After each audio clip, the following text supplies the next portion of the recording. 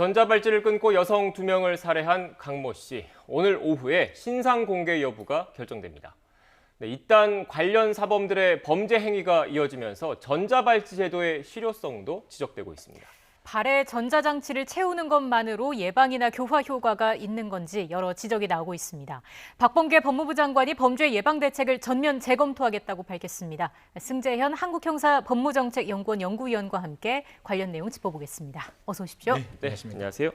지금 오늘 오후쯤에 신상 공개 여부가 결정되는 걸로 알고 있는데 어떤 절차가 진행되는 겁니까? 사실 지금 이제 범죄를 저지른 강모 씨 이제 두 분의 생명을 빼앗은 범죄잖아요. 그럼 살인 범죄고 살인 범죄 같은 경우에는 특강법이라고 해서 특정 강력 범죄 처벌 등에 관한 법률 8조에 의해 신상 공개 규정이 되어 있습니다. 그 신상 공개를 하기 위해서 4가지 조건이 있는데요. 그 4가지 조건 중에 피해가 막대하면 신상 공개를 할 수 있는데 2명의 생명이라는 것은 전 지구상의 어떠한 이념과 가치보다 높은 생명이기 때문에 범죄 피해의 중대성은 크다라고 보이고, 사실 강 씨 집에서 피해자가 발견되었고 또 강 씨가 그 경찰서에 찾아가는 차 안에서 피해자가 발견됐기 때문에 범죄를 했다는 사실도 어느 정도 소명이 될 수 있다라는 점과, 사실 국민의 알 권리 이만큼 충족될 만한 범죄가 없는 거잖아요. 또 뿐만 아니라 지금 뭐 강 씨 나이가 56세 정도 되는 걸로 보면 청소년은 분명히 아니니까, 그렇게 본다면 신상 공개 요건은 충분하다. 그래서 신상 공개 위원회에서 결정을 합니다. 그건 경찰 내분과 그다음에 외부분들이 참석하셔서 결정하시는 건데, 사실 뭐 집단 지성을 통해서 결정을 하겠지만 지금 정도의 범죄 신상 공개 가능성은 매우 높다라는 말씀드리겠습니다.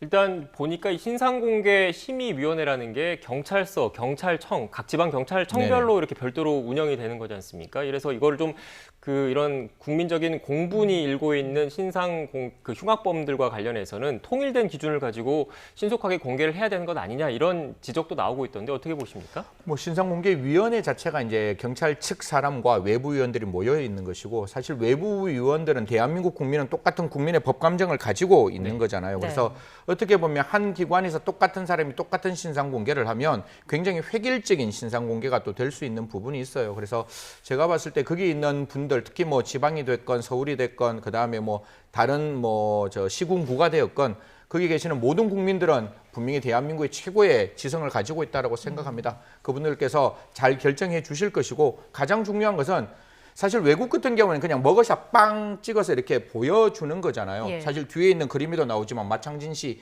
이분은 아예 신상 공개도 안 되어 있지만 공개 수사를 위해서 저렇게 사진이 나오고 있으니까요.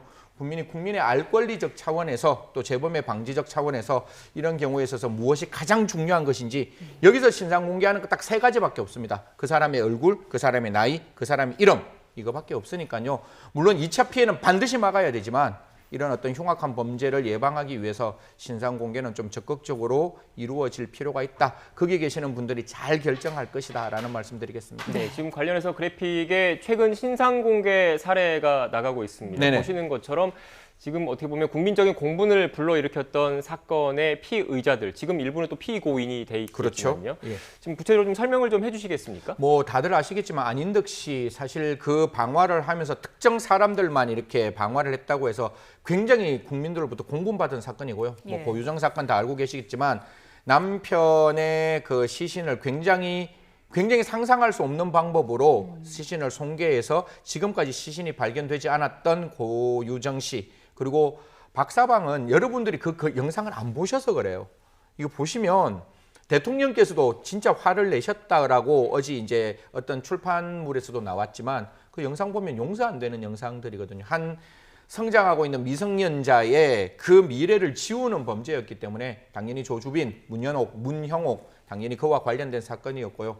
그 다음에 이제 노원구 세모녀 살해 사건 김태현 아시잖아요. 그 무릎을 꿇고 그렇게 이야기했고, 어떻게 보면 자기가 원했던 스토킹을 하면서 마지막에 자기가 생각했던 사람이 들어왔지만 자기 동생부터 어머니부터 마지막까지 어떻게 보면 이건 연속살인이죠. 연쇄살인도 아니죠. 같은 시간에 같은 장소에서 흉악한 범죄를 저질렀던 김태현, 그리고 마지막에 이거는 좀 지금 우리가 바라보는 시각하고는 조금 다른 거죠. 하지만 그 인터넷 세상은 우리가 생각하는 것보다 굉장히 복잡하게 하고 굉장히 이렇게 낮은 단계의 그레이드가 있습니다. 그래서 특정 남성들의 동영상을 유출을 해서 그 시장에서 이렇게 좀 이렇게 유통시켰던 범죄이기 때문에 그런 범죄들 다 국민들의 입장에서는 충분히 국민의 알 권리, 우리가 지금 이런 얘기하지 않으면, 이 사람이 이름 얘기하지 않으면 피해 사실 공표가 안 되어 있으면 수사가 진행되는 과정에서는 몰랐는데 적어도 이 사람들의 이름, 나이, 그다음에 얼굴, 어떠한 죄명이라는 것은 분명히 알 수 있었다라고 생각하는데, 조금만 말씀 올리면 혹시 지금 2개월, 20개월 되는 영아 성폭행하고 아동학대 살인 저질렀던 양모 씨, 네. 여기는 신상 공개가 아예 수사 단계에서는 논의도 안 됐어요. 저는 왜 이게 논의가 안 됐는지, 20개월 아이를 성폭행했다 그러면 성폭력 특별법에 대한민국에서 하한이 가장 높은 범죄입니다. 10년 이상의 징역이라면 이 정도의 중대한 범죄를 저질렀던 양모 씨, 제가 지금 이름하고 나이를 말씀 못 드리는 거잖아요. 그 20개월 아이가 받았을 그 충격을 생각한다면 경찰이나 검찰에서는 좀 신상 공개를 생각해 봤어야 되는데, 어제 일부 신문에서는 경찰 입장에서는 신상 공개할 사건이 아니었다라는 입장을 밝히고 있어서 앞으로 좀 경찰 입장에서 방금 앵커께서 말씀 주신 대로 좀 이런 부분은 경찰에서 뭐 자의적으로, 경찰에서 직접 판단할 수는 있죠. 하지만 국민들 입장에서 자의성이 느껴질 수 있으니까요. 이런 거는 반드시 일반 국민과 함께 참석해서 판단하는 신상공개위원회에 반드시 사건을 넘겨야 한다라는 말씀드리겠습니다. 네, 지금 이 부분은 좀 시청자 여러분의 이해를 돕기 위해서 앞서 말씀하셨던 양모 씨 같은 경우에는 경찰 수사를 거쳐서 검찰 기소를 해서 현재 재판을 받고 있는 단계, 그래서 네네. 수사 단계, 그러니까 경찰 단계에서 왜 이렇게 신상 공개 여부를 검토하지 않았느냐 이런 지적이신 네. 거고, 또 오늘 오후에 이르면 오늘 오후에 공개될 강 씨 같은 경우에는 아직 재판에 넘겨지기 그럼요. 전인 경찰 예. 수사 단계라는 점을 시청자 여러분 이해를 돕기 위해서 다시 한번 말씀을 드리겠습니다. 네, 지금 뭐 경찰 수사가 속도를 내고 있는데 계획 범죄인지도 지금 계속해서 수사를 하고 있는 거죠. 뭐 경찰이 지금 이 부분에 대해서는 적극적으로 수사를 하고 있는 네. 것 같아요. 원래 살인 사건이 일어나기 전에 이미 자동차를 렌트를 했고, 그 다음에 공업용 절단기를 샀고, 네. 흉기까지 구입했다라는 이야기들이 나오고 있기 때문에, 그러면 과연 이 범죄가 일어나기 전에 그렇게 많은 것을 준비했다면, 그리고 그 피해자를 사망에 이르게 하고 난 다음에 그 피해자의 신용카드로 여러 가지 휴대폰을 몇 대 사서 그걸 되팔았다는 정황들이 보이고, 렌트카는 이미 지인을 통해서 그 전에, 이틀 전에 렌트카를 했으니까요. 지금 가장 중요한 것은 이 범죄의 계획성이라는 것은 양형 판단에서 굉장히 중요한 내용인 것이고, 범죄의 동기 역시 굉장히 중요하기 때문에 지금 이 강 씨가 사용했던 휴대폰에 관련된 사람들, 통화를 하고 문자를 남겼던 사람들을 지금 이제 차례로 소환하고 있다고 하니까요. 이 사건의 진상 반드시 찾아서 두 분의 억울한 생명이 절대로 그러니까 죄명이나 죄질이 낮아져서 이 사람이 형량을 덜 받게 되는 그런 모습이 아니라 그 유족들과 사망한 피해자를 위해서라도 법이 허용되는 범위에서 제대로 된 형량을 받을 수 있도록 수사를 했으면 좋겠다는 말씀드리겠습니다. 네, 위원님, 그리고 그 강 씨 같은 경우에 구속영장 심사를 받기 위해서 법원에 출석할 때 언론에 잠깐 그 모습이 공개가 됐었는데, 더 많이 죽이지 못해서 한이다 이런 말을 했습니다. 충격적으로 받아들여졌는데, 경찰 이 수사 단계에서 이 추가 범행 여부에 대한 수사, 이것도 좀 빼놓아서는 안 될 것 같은데 어떻습니까? 그렇죠. 사실 지금 같은 경우에는 한 이틀, 그러니까 28일 날은 공백이 분명히 있어요. 네. 그게 왜냐하면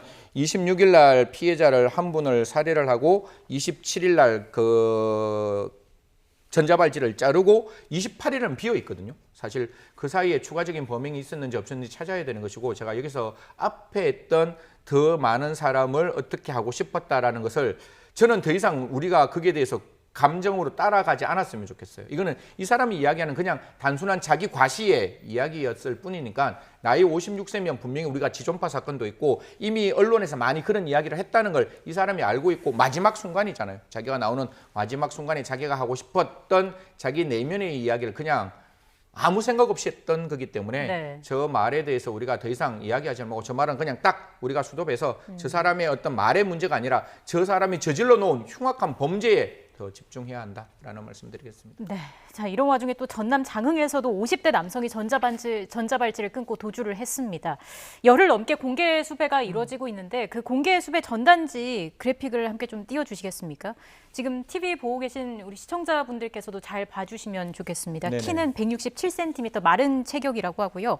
팔자걸음을 걷는다는 특징이 있습니다. 지금 보시는 사진도 잘 봐주시면 좋겠습니다. 목격을 하신다면 경찰에 신고를 해주시기 바랍니다. 어떤 사람인가요? 사실 뭐 성폭력 범죄를 저질렀는데 미성년자에 대한 성폭행이에요. 그것도 2명에 대한 성폭행을 저지르고 사실 2011년에 이런 범죄가 있었는데 징역 이거 정말 저는 낮은 형이라고 보는데 5년을 받고 전자감시장치 7년을 부착해가 있었는데 지금 최근 이 사람이 2011년 7월 말에 다시 성폭행을 했다라는 네. 신고가 들어오고 수사를 진행하는 과정이었는데 저는 모르겠습니다. 이거 뭐 경찰분들 수사를 제대로 했겠지만 성폭력 범죄자가 다시 한번 성폭행을 했다라고 하는데 왜 이렇게 관리가 소홀했을까라는 생각은 뭐 최선을 다했겠지만 지울 수 없는 부분이고 그 과정에 지난달 21일 날 결국 이 마창진 자기 전자발찌를 끊고 도주를 합니다. 도주를 하고 지금까지 사실 오리무중인 상태라서 결국 저렇게 우리가 신고를 위한 공개 수배를 할 수밖에 없었는데요.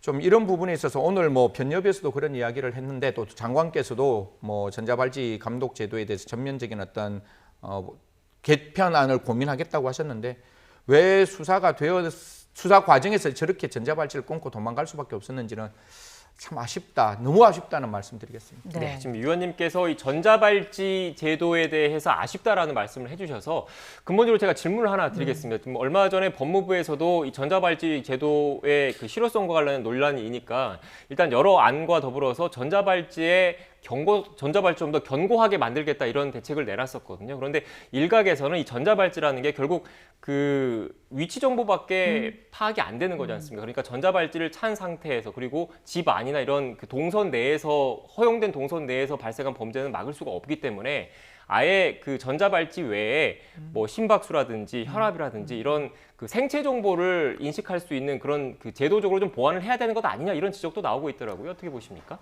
사실 이게 두 가지의 진짜 제가 갖고 있는 두 가지 감정인데 과연 생체 정보를 담아서 전자감독 장치에 더 많은 정보를 줄 것이냐 아니면 이 정도까지 위험한 사람이 우리와 더불어 이 사회에 존재해야 될 것이냐. 차라리 사실 교정시설에서 이런 게 있어요. 교정시설은 그 사람을 교화하는 게 첫 번째 목적이지만 죗값을 치르게 하는 응보도 분명히 들어가 있잖아요. 그러면 판사가 5년 동안 형을 딱 살게끔 만들었으면 그 응보형에 따른 어떤 죗값을 치르게 하면서 교화하다 보면 교화가 덜 될 수 있어요. 이거는 그 교정의 실패가 아니라 교정 계시는 분들은 최선을 다해서 하시는데 안 되는 상황에서 세상 밖으로 나오게 되었을 때 과연 이 사람에게 또 다른 교화를 위한 중간지대를 만들어 줄 거냐. 네. 전자발찌는 아무리 AI가 개발돼서 정보를 담는다 할지라도 마음을 고칠 수는 없거든요. 마음을 고치는 건 직접 그 사람에게 프로그램을 직접 시행을 해야 되는데 전자발찌로는 그게 안 되니 사실상 중간 지역을 만들어서 그 사람에게 좀 적극적인 치료 처우를 하는 게 필요하지 않느냐. 그래서 전자발찌에 많은 정보 담는 것도 중요하지만 그 전에 우리가 과연 지금 갖고 있는 행령의 한계잖아요. 무조건 세상 밖으로 나올 수밖에 없는 이 상황을 그 사람이 사실 그 성행을 교정할 수 있는 또 하나의 어떤 위치를 만들어야 되지 않을까. 제가 이제 보호관찰위원이라서 전자발찌 계시는 분하고 조금 이야기를 하면 이런 말씀을 하세요. 내가 세상에 나왔는데 나를 사람으로 받아주는 데는 아무 데도 없다. 나에게는 보호관찰하고 나에게는 전자감독하고 나에게는 신상공개하고 그것도 모자라서 성충동 약물치료까지 하려고 하는 내가 이 세상에 나왔을 때 나를 사람으로 받아주지 않고 모든 사람은 나를 이방인으로 본다. 그러면 과연 세상에 나와서 그렇게 할 것인지 아니면 일정 부분에서 그 사람의 성행을 교정할 것인지 오늘 장관께서 고민하신다니까요. 그 부분 잘 살폈으면 좋겠다는 말씀 드리겠습니다. 네, 알겠습니다. 이렇게 끔찍한 사건이 재발하지 않도록 그 각계의 그런 충분한 맞습니다. 제도 개선, 보완책 마련이 필요하다라는 말씀이셨던 것 같습니다. 지금까지 승재현 한국형사법무정책연구원 연구위원과 함께 관련 내용 짚어봤습니다. 오늘 말씀 고맙습니다. 감사합니다.